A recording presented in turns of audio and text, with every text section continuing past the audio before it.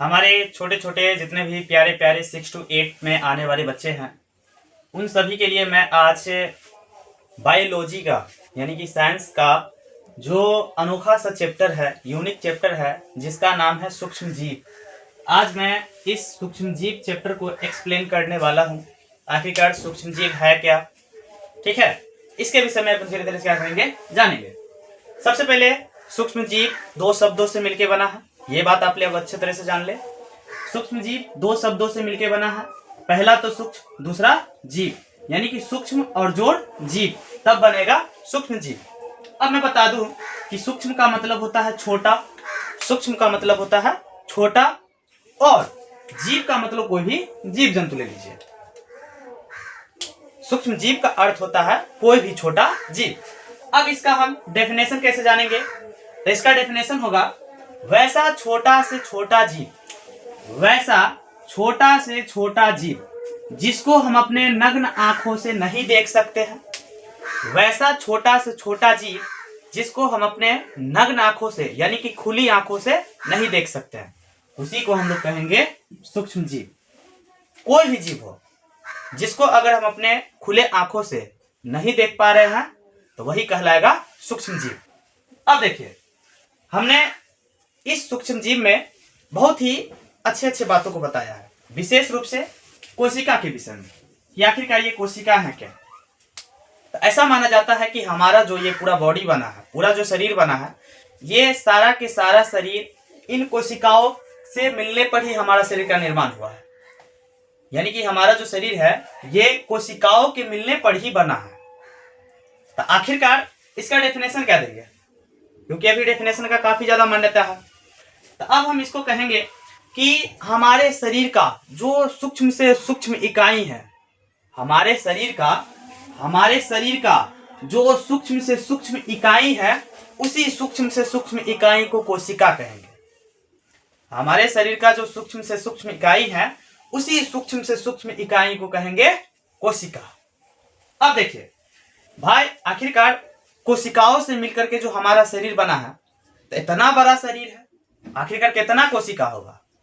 ऐसा कहा जाता है कि हमारे पूरे शरीर में, यानी हमारा शरीर का जो बनावट है, इस शरीर में टोटल 10 गुने 60 के पावर 15 कोशिका है। 10 गुने 60 के पावर 15 कोशिका है।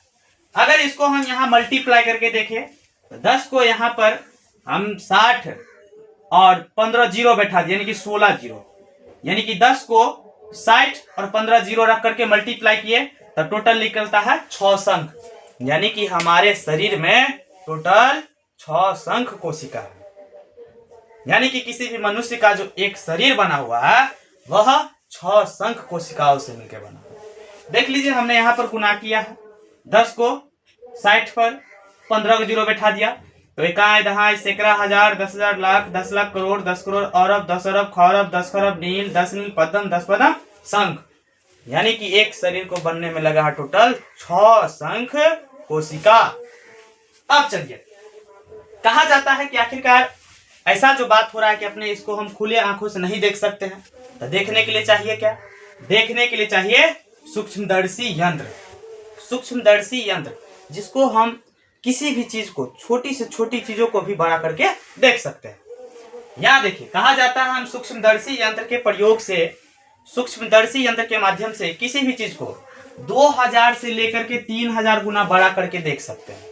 लेकिन स्कूल वगैरह में, जो प्रयोगशाला में, जो छोटे छोटे प्रयोगशाला में जो सूक्ष्मदर्शी यंत्र दिया जाता है वो होता है संयुक्त सूक्ष्मदर्शी यंत्र। संयुक्त सूक्ष्मदर्शी यंत्र जिसके माध्यम से हम केवल 50 से लेकर के 400 गुना बड़ा ही कर सकते हैं, लेकिन फिर भी बहुत बड़ा होता है। उसके बाद अभी ये जानेंगे कि ये जो सूक्ष्म जीव है, इसको आखिरकार सबसे पहले किसने देखा होगा। उससे पहले जानते हैं ये कि सूक्ष्मदर्शी यंत्र का खोज किसने किया। हमने यहाँ पर लिख रखा है कि सूक्ष्मदर्शी यंत्र का खोज जैकारियस जैनसेन ने और उनके पिता ने हंस जैनसेन ने किया था। सूक्ष्मदर्शी यंत्र का खोज जैकारियस जैनसेन और जैकारियस जैनसेन के पिताजी हंस जैनसेन ने क्या किया था, सूक्ष्मदर्शी यंत्र का खोज किया था।